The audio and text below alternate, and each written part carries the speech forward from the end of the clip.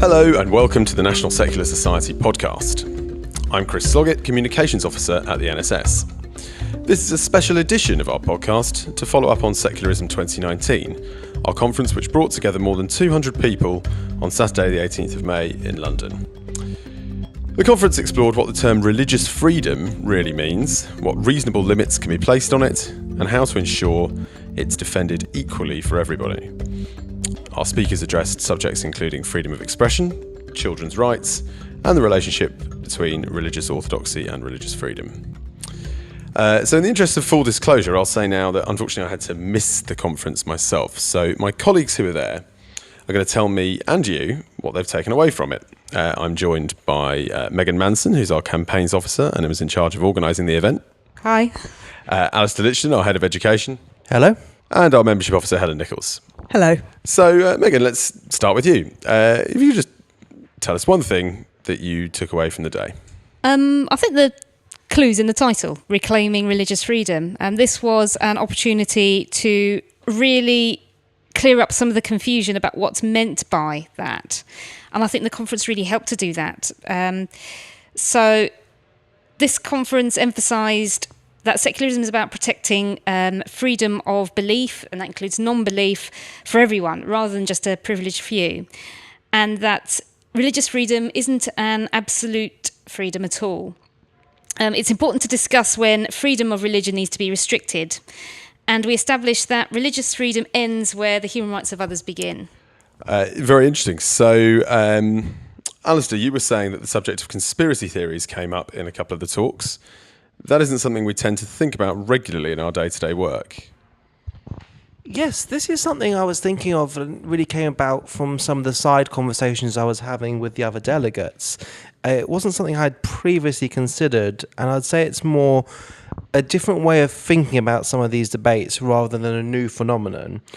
So we see in some opposition to our campaigns against religious non-son slaughter or male genital mutilation, or in some of the more extreme religious school issues we deal with in the Islamic and Jewish communities, there's this idea that this is a front or it's part of a conspiracy to get rid of these religions. Now that conspiracy obviously isn't real, but some of the fear it generates is and should be something we might want to consider and in order to try and reach these people. So we see this when you've got protesters outside school gates who have bought into this conspiracy theory that relationships and sex education is part of this vast conspiracy to turn children gay. Or we see people spouting the idea that there's a politically correct conspiracy to silence Christians in this country. We, to some extent, should be seeing these people as victims of a conspiracy theory and using the skills that others have developed to break through to these people. So not just pointing out, the facts of you're wrong about this, but perhaps saying, okay, how did you form that belief? Why do you think that, schools are trying to turn Muslim children gay? Where do you get that idea? So, Alastair, were there any talks in particular where you thought that you saw this conspiracist thinking mentioned and raised, or was it just in the side rooms? I think we'll probably come on to it, but I would say Yasmin Raymond's talk about the anti-RSE protests, some of the side discussions around male genital mutilation / circumcision, and Izzy Posen's talk about his experience and how he viewed these campaigns when he was within that community. I think at this point I want to sort of add that, just going on from what you said there, that it was important for us to actually reach people in religious communities for this event. And I think we actually succeeded in doing that. A lot of our supporters and the people who come to our events tend to be on the non-religious side of things, but there were definitely people from religious communities at this conference. I remember there was a group of Muslims who requested that they have a room to pray in at the afternoon, which we were able to provide. So I think that was a really good feeling that we did manage to get both religious and non-religious people there in the room, discussing these issues, listening to people about these issues and doing it in a very calm and adult fashion. So I think we were quite successful, and I'm really hoping that people who do have those fears have maybe had some of those fears alleviated a little. Well, secularism's for everybody, isn't it? This is one of the points we really try to make.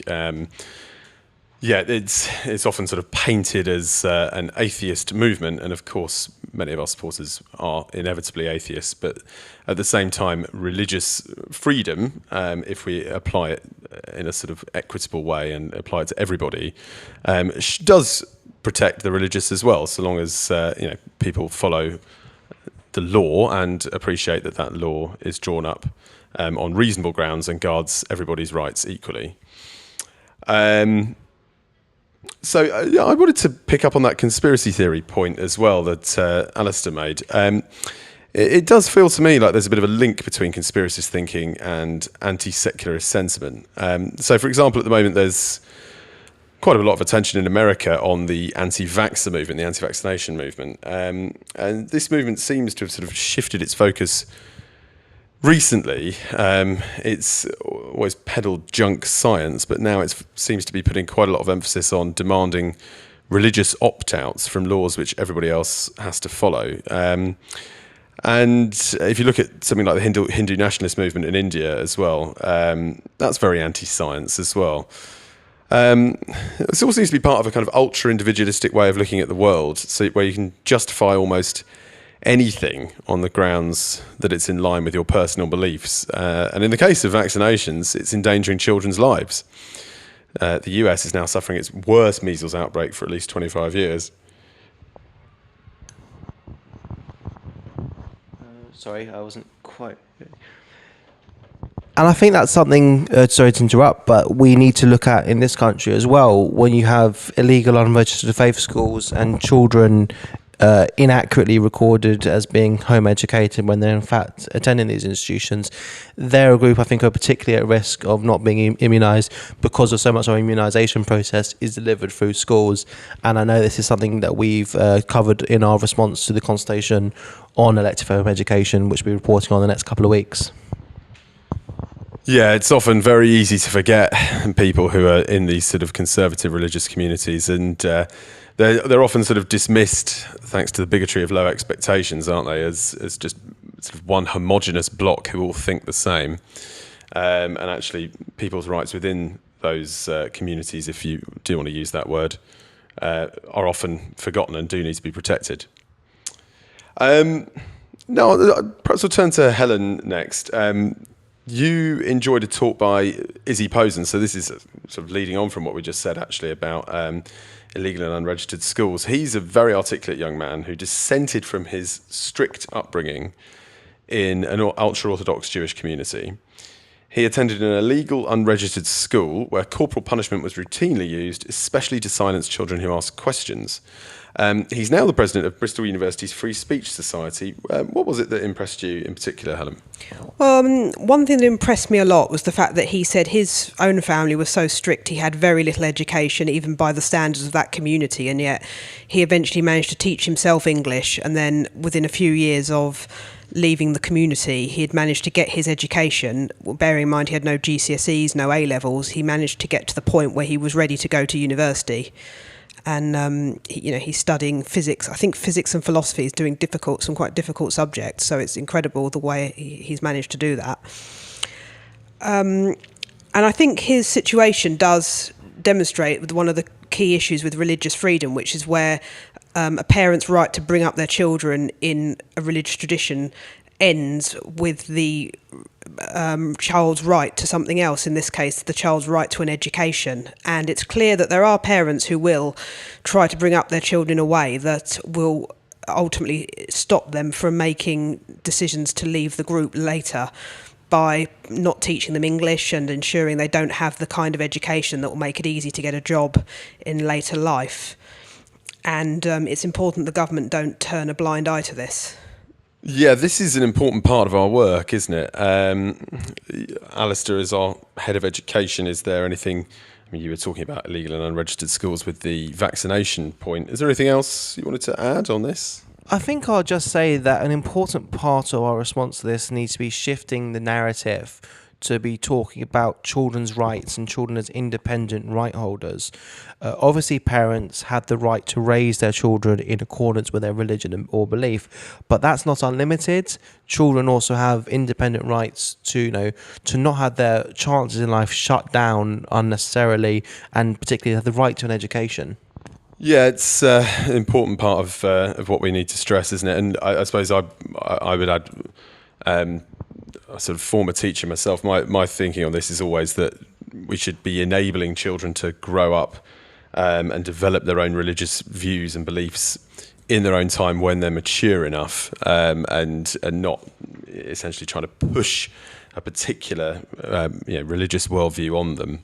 So, perhaps we'll turn to Megan again next. I know that you enjoyed Izzy's talk, and you want to say a bit more about the way in which our speakers focused on, a couple of our speakers, Izzy and Brian Earp, focused on children's rights. Yeah, I was really pleased that we put Izzy and Brian together, one after another. That was deliberate because we knew they'd be able to talk about aspects related to children's rights and religious freedom. So from Izzy, we had the perspective of very restrictive religious schooling. And from Brian, he talked about religious genital cutting, both in male, female and intersex children. So in both cases, I think we established quite firmly that children's basic rights to bodily autonomy and safety and a decent education have to be prioritised over parents' religious wishes, no matter how deeply held or well-intended those wishes might be. I just want to add something that when I spoke to Izzy afterwards, he was a bit concerned that he'd only spoken about the negative aspects of his community and family, and he was worried that people might think they were all bad. And it's important to remember that the people brought up in this way were probably raised in the exact same way themselves. They probably genuinely think the outside world is dangerous and want to protect their children, and that ultimately it's not so much about good guys versus bad guys. It's about balancing rights and about thinking of the best policies, because otherwise you will have the same cycle perpetuating itself forever. Yeah, balancing rights is a theme that we like to sort of stress, isn't it? It's just about essentially saying that a child has the right to a decent education and to grow up in their own body, and that I don't think either of those things should be particularly difficult to defend, but it's obviously still very important to do so because a lot of people do disagree with us. This conference has come about just as we're again witnessing these rather vocal and increasingly aggressive protests outside a primary school in Birmingham over LGBT inclusive education. These protests have been dominated by intolerant Muslims outside Anderson Park School in Birmingham at the moment. The protests are part of a wider religious campaign against relationships and sex education, which is spreading around England. It's, as I say, it's becoming increasingly aggressive. Alastair, this was something you wanted to pick up on. Yes, and I think the first thing to pick up on is to say that these people, this campaign is under the banner of religious freedom, and so that comes back to why it's so important for us to reclaim this phrase religious freedom. Two of the speakers in particular, so that was Pragna Patel of the Southall Black Sisters and Yasmin Raymond, one of our council members, really helped crystallise for me an idea that I've been thinking about for a while, the last couple of months, and particularly in the face of this anti-RSE campaign, and that's that I feel like we're in a current moment where religious fundamentalist groups and human rights activists are beginning to organise around sort of a symbolic moment. And that naturally just raised for me the idea that could this be this generation's Rushdie moment? Could it be the galvanising? Could the rollout of relationship sex education be a galvanising moment for groups who are organised to campaign against that, and then they're making connections there? And also, could it be a galvanising moment for those of us who feel called to defend the progress of secularism, equality and human rights that we've made over the decades? And if it is, then I think the people in the room on Saturday are going to be key to building that movement. So this week we've actually published a blog from Yasmin which draws parallels between the Rushdie affair and the protests which are currently taking place. So I certainly recommend reading that on our website. The last highlight that we wanted to bring up comes from you, Helen. This is certainly a special one. So as the event drew to an end, we awarded our annual Secularist of the Year prize to a truly brave man from Pakistan. Yes, we awarded Secularist of the Year to Saif ul-Muluk. He was the lawyer defending Asia Bibi, who was on death row in Pakistan for 8 years. He represented her from 2014 until 2019. Others who have defended her have been killed. Now, obviously, campaigning for secularism is always a lot of effort. There's a lot of work goes into it. But we have to remember that in some parts of the world, it's not just a hassle. It's not just something you can get fierce criticism for. It's something you can be killed for. And as a law graduate, I also look at it from the perspective that when a lawyer can be assassinated for defending their client, you no longer have the right to a fair trial and you no longer have the proper rule of law. And that should be a grave concern to anybody who cares about a proper system of law and society. Yeah, hugely important point there. And we've published more details on Saif ul-Muluk's prize and the work he's done on our website this week. He's certainly a remarkable man, and he's now taken up another blasphemy case in Pakistan, where a couple are potentially facing a death sentence. So he is, for now at least, undeterred. He certainly deserves and needs all the support that we can give him. I'm sure we'll all agree on that. Okay, so we'll just perhaps before we finish off, we'll just have final thoughts. So, Alastair, why don't we start with you? I think I just want to thank Megan and the volunteers for all the work that went into the conference. I was just truly inspired by not just the talks, but the diverse people there that I met, the delegates, the people running stands, and just hearing the experiences and what people are doing to reclaim religious freedom and to defend secularism in the UK and around the world. I was quite struck also by Rachel Lasser's observation where she said that this is in America, she asked an audience what they associated with religious freedom, and that one person immediately said homophobia, and it's important for us to give people a better sense of what religious freedom is and what it means in terms of balancing of rights. Yes, so Rachel delivered the keynote address on religious freedom in Trump's America and why it's unrecognisable. So that'll be well worth catching up on when the video comes out, from everything that I've heard at least. And Megan, your thoughts? I just want to extend some more thanks, really, to some of the speakers who we haven't mentioned. So we also had Nick Cohen, who we'll have to give a special thanks to because he managed to come despite breaking his foot. But he still came and talked about freedom of speech and went on to some other issues as well. Dr. Ahmed Shahid from the United Nations, he actually introduced the conference and gave a really good sort of summing up of what religious freedom means. And that was a really, really useful little introduction he gave. Sarah Khan was there. She's the lead commissioner for counter-extremism. And her speech really emphasised the challenges that people who speak out against religious fundamentalism, particularly those who speak out against religious fundamentalism within their own communities, really face. And, the onus is on all of us to try and tackle issues of fundamentalism and extremism. And lastly, Jeffrey Robertson QC introduced Saif ul-Muluk, and he gave an absolutely fantastic speech that was both very emotive and really funny as well. So I just want to extend my thanks to them for coming and for making this a really good conference.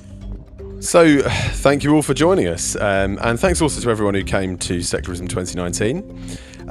We'll have videos of all the talks that took place at the conference on our YouTube channel in due course. If you support the work we do at the NSS, please consider joining us or donating to support our work. It's easy to find the link to become a member on our website. It's under the tab which says Get Involved on the homepage, so it should be perfectly easy to find, hopefully. We'll have another podcast soon. Thanks for joining us.